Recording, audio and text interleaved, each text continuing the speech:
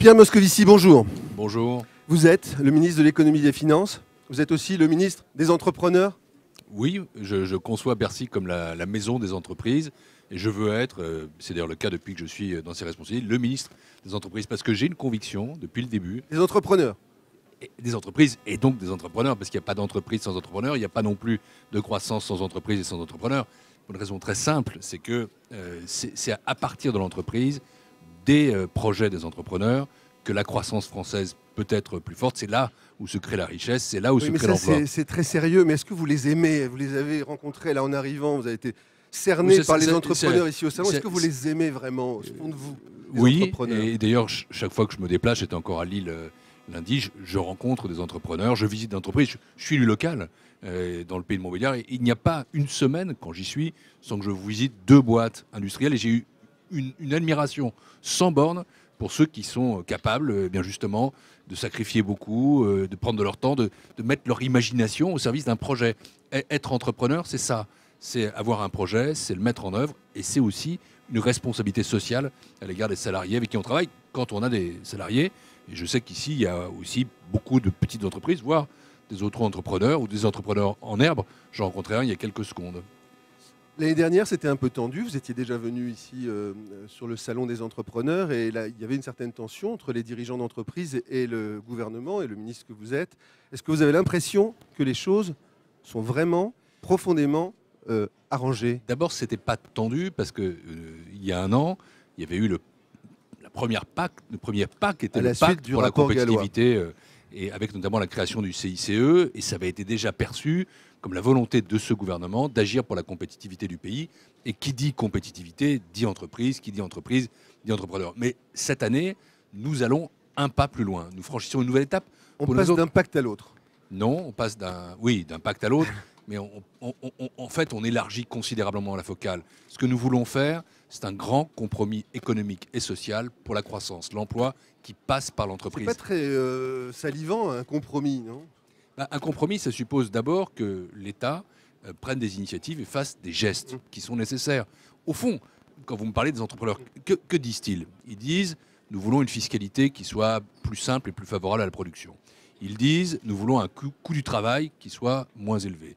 Ils disent « nous voulons moins de contrôle et une relation avec l'administration fiscale qui soit plus fluide ». Et ils disent enfin « nous voulons moins de normes, plus de simplification ». Que fait l'État? Il lance les assises de la fiscalité d'entreprise. Il met sur la table les 30 milliards d'euros de cotisations familiales, incluant le CICE. Il dit « nous lançons un choc de simplification ». Et une fois que tout cela est fait, en effet, il y a la logique des contreparties.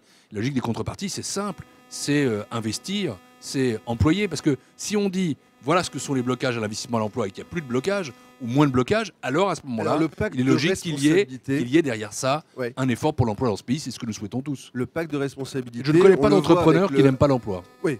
Justement, qu'est-ce que vous attendez des entrepreneurs? J'entends surtout ceux qui créent ou reprennent une entreprise, qui sont encore petits. Qu'est-ce que vous attendez d'eux dans ce terme de pacte de responsabilité? Quelle responsabilité vous leur accordez? Je crois d'abord, avant de parler de responsabilité dans cette matière, il faut parler de chance, d'opportunité. Il y a un sondage qui est paru qui montrait qu'il y avait 15 millions de Français qui avaient dans la tête l'idée d'entreprendre. Et que il y avait, un Français sur 3. Oui, c'est énorme. Mais ça peut paraître un rêve. Ce n'est pas illogique d'avoir des rêves. Il y a déjà 2 millions, et à mon avis, il y en a encore plus, qui ont des vrais projets d'entreprendre. Eh bien, il faut les aider tout simplement à pouvoir mettre en œuvre leurs projets. Ça, c'est le rôle du gouvernement. C'est la partie, j'allais dire, qui nous revient. Ce que nous devons donner, aider les opportunités. Et le retour, qu'est-ce que c'est simplement? C'est créer, c'est innover, c'est investir en France, c'est embaucher autant que le possible en France. Financement, un mot sur le financement. Vous avez plusieurs nouvelles cordes à votre arc avec le PEA. PME, oui. Avec ce qu'on appelle le corporate venture, c'est-à-dire une entreprise qui investit dans une autre, une grande dans une plus petite, et aussi sur le financement participatif, le crowdfunding. Qu'est-ce que vous attendez de ces innovations? Vous savez, depuis que je suis ministre des Finances, j'ai lancé une réforme de l'ensemble des outils de financement de l'économie française. Et ça va du financement aux collectivités locales jusqu'au financement aux entreprises. Nous avons mis à la disposition des banques des ressources pour qu'elles puissent prêter aux PME, et je crois qu'elles le font maintenant. Vous savez, ce sont ces 30 milliards d'euros de liquidités supplémentaires qui sont sur la table. Et je crois qu'il n'y a plus aujourd'hui de problème de financement quantitatif. Après, Sûrement pas le perçu des créateurs d'entreprises. Hein. Après, il y a d'autres sujets qui sont en effet le besoin de développer des actionnaires à long terme ou encore d'aider les PME à entreprendre et à investir. C'est la raison pour laquelle le PEA-PME est lancé. Le PEA-PME, c'est d'abord une augmentation du plafond des instruments existants de 132 000 à 150 000, puis c'est au-delà un compartiment, je dirais, spécifique pour les PME qui s'étend d'ailleurs aussi aux ETI. De la même façon, nous avons lancé des outils, comme vous le dites, de corporate venture, et avec Fleur Pellerin qui sera là, qui est très associée à ce salon, et qui est à la manœuvre sur toutes ces questions-là, le crowdfunding.